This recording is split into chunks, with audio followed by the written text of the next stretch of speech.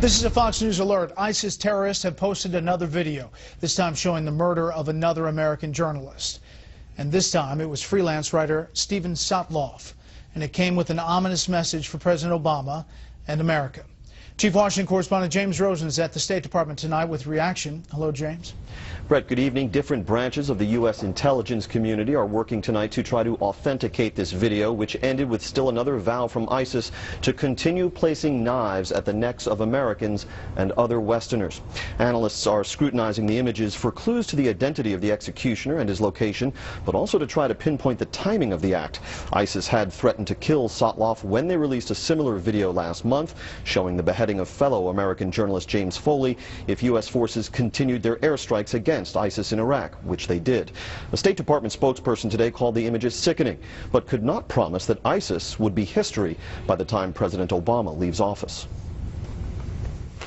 Destroying ISIL is the goal that not just the United States but many countries around the world have, but I'm not in a position to put a deadline or a timeline on that. We want to do it as quickly as possible, but we're not naive about their capabilities, about the growth of their support, about their efforts around the world. Republican Senator Lindsey Graham of South Carolina, a frequent critic of the Obama administration, tweeted tonight, "Our hearts and prayers go out to the family of Mr. Sotloff and all those who have suffered under ISIL's barbaric behavior. However, condemnation is not enough to deal with this scourge. It is time we act decisively against ISIL wherever it resides.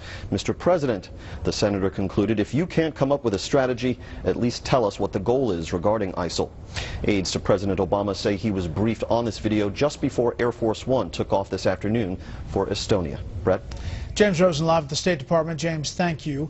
Now, as James mentioned, that video is circulating around. We are only going to show a still of it, but right before that action happens in the video, the executioner, who sounds a lot like the same executioner of James Foley weeks ago, says this: "I am back, Obama, and I am back because of your arrogant foreign policy towards the Islamic State, because of your insistence in continuing your bombings despite our serious warnings. So just as your missiles continue to strike our people, our knife will continue to strike the necks of your people."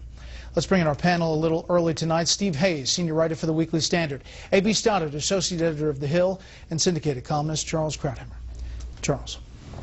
Well, this is an open challenge to the United States and to Obama, and he hasn't begun to rise to the occasion. When the first beheading happened, he made a speech, and then he went off and played golf. There's a kind of inertia, a passivity, almost a defeatism in his response, and you heard it from the State Department spokesman.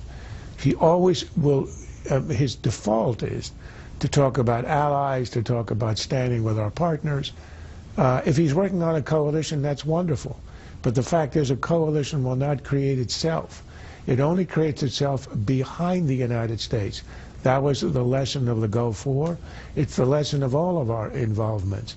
I hope he's working on it. He doesn't have to strike tomorrow, but there's no indication that there's a serious effort to create a strategy, meaning to create a campaign where we supply the air power and others are supplying the manpower on the ground. That's the only answer. It's an answer that would work, but the way Obama and the State Department is talking about it, you know, who knows if it will succeed, who knows in the future. We don't underestimate the capacities of our enemy. Obama and the administration are building up ISIS, even beyond what Obama is doing in its own propaganda. That's not a good first step in confronting them. A.B., we just heard from James, but he did have an interesting exchange with State Department spokesperson Jen Psaki today about the terminology here.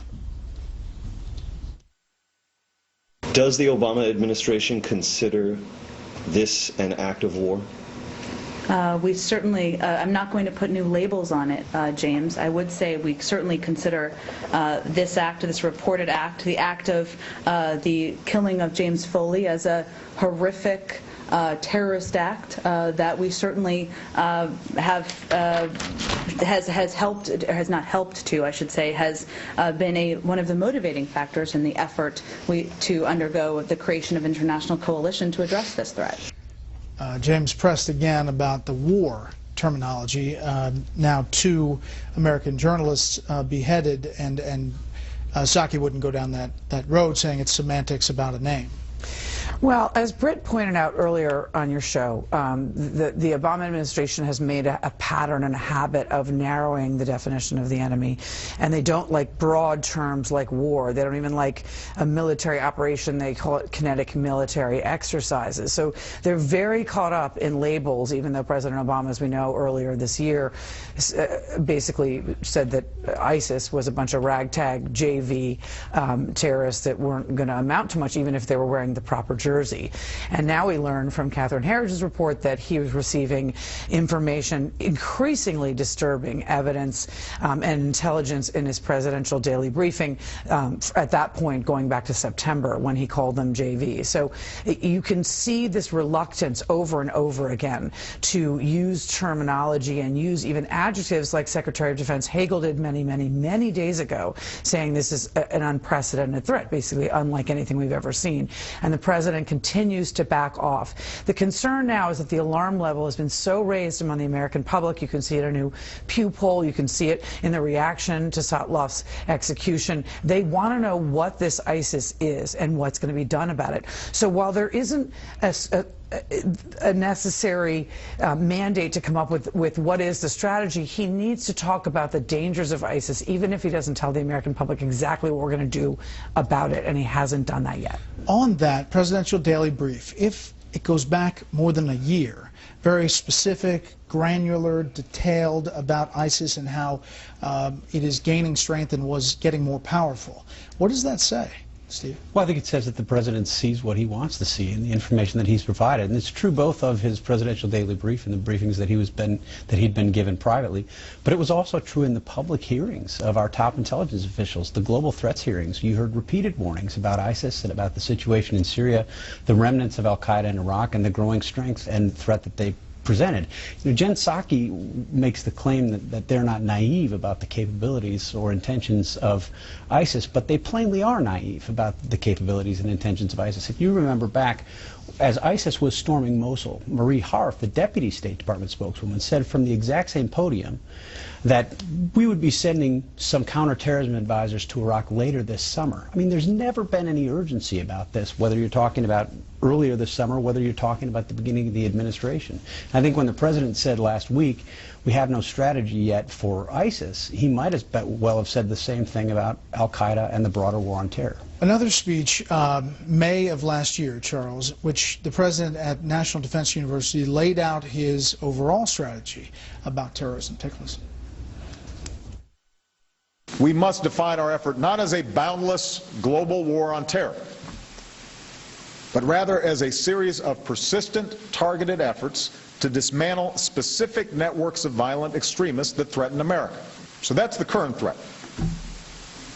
Lethal, yet less capable, al-Qaeda affiliates, threats to diplomatic facilities and businesses abroad, homegrown extremists. This is the future of terrorism. We have to take these threats seriously and do all that we can to confront them. Charles.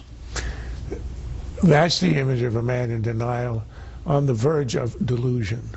This is a man who's narrowly redefining the threat, essentially saying a drone strike here and a drone strike there, and that's all that we have to do. The global war on terror he declared to be over, or an exaggeration, or something that was intolerable, in a speech he made in which he said the tide of war is receding and we can't tolerate an endless war.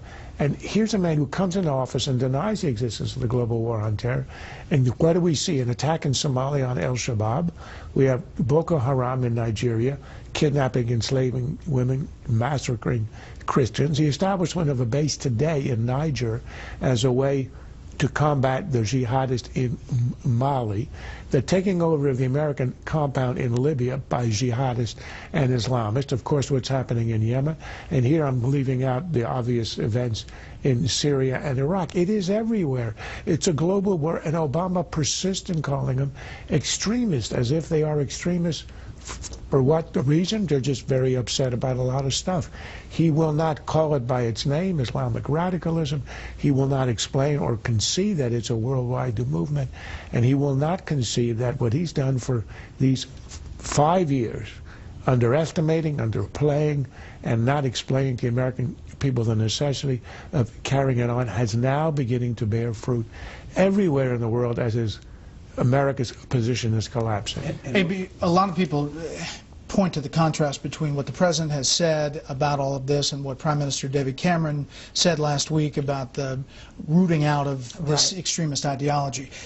Do you sense that when the president is meeting with these NATO members that there is this real effort to get a coalition so that he can, you know, not be the U.S. alone dealing with this? I think he's definitely looking to expand the coalition of the willing beyond some Shiite militias, the Kurds, and us, and what's left of the Iraqi defense forces, security forces.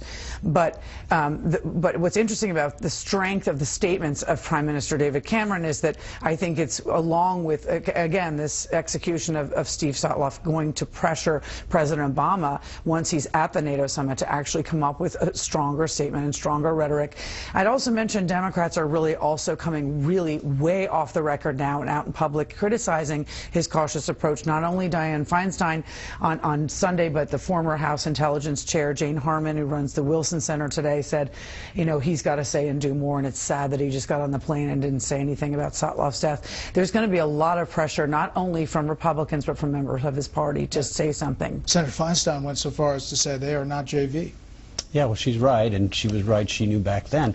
Look, a coalition only matters if it acts. I mean, you can get a coalition together, but if it doesn't do anything, the coalition doesn't matter at all. What's so striking about the current situation that Charles described is if you go back to the May 2012 timeframe, a year after Osama bin Laden was killed, 6 months before the presidential election, you had not only John Brennan, the president's top counterterrorism advisor, but Leon Panetta, Secretary of Defense, and President Obama himself say that the goal of eliminating al-Qaeda was within reach, that it would happen within years, that it was imminent.